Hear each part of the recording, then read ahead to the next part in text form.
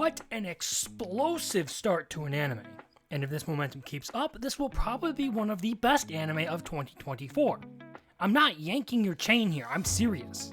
Look, Kaiju number 8 should have been just another cool power fantasy shonen that might have registered as like an 8.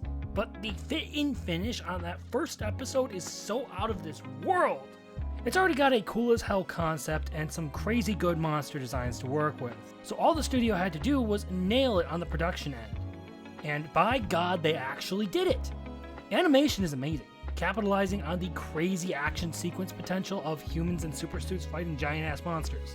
My worry about it was that they'd skimp on those scenes and try to coast by on the draw power of the title alone. But that worry has been put to rest.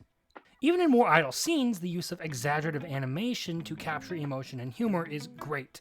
In the music, oh, I love it. A good soundtrack isn't necessary for a series to be great, but holy crap does it just elevate a project so much more. Now it does use some CGI, but it looks really good in this show, which goes to show that the creators aren't being lazy with it and that they're really truly giving it the kind of treatment that it needs to go all out. Now if you're on the fence and want to know a bit more about what this show is, Kaiju number 8 follows the story of Kafka Hibino as he goes about his life as part of the cleanup crew. You see, Kafka once swore to eradicate all kaiju, only to fall far behind his childhood friend due to the difference in their potential and give up.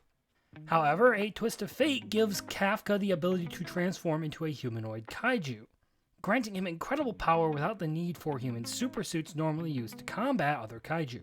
And with the encouragement of his junior at work, Ichikawa, he decides once again to pursue his dream of becoming a member of the Defense Force. And with that, use the power of the kaijus to destroy the kaijus. We used Kaiju to destroy the Kaiju You can draw a lot of parallels to Attack on Titan, as I saw some reviewers do for this one, minus the issue of AOT being a very planned out series right from the start. Yes, there are parallels between Kafka and Eren, particularly when it comes to powers and their inability when it comes to joining the military. And Mina could be very well equated to Mikasa. The Kaijus could even be equated to the Titans. But outside of that, the stories are very different, and the settings are also very different. So while there are some strange parallels, I don't really think it's similar enough to make those comparisons.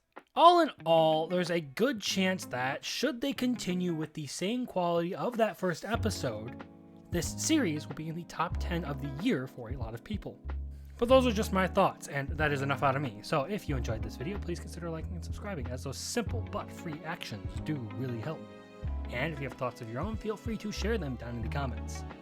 I hope you have a great one. Until I meet you next. Later.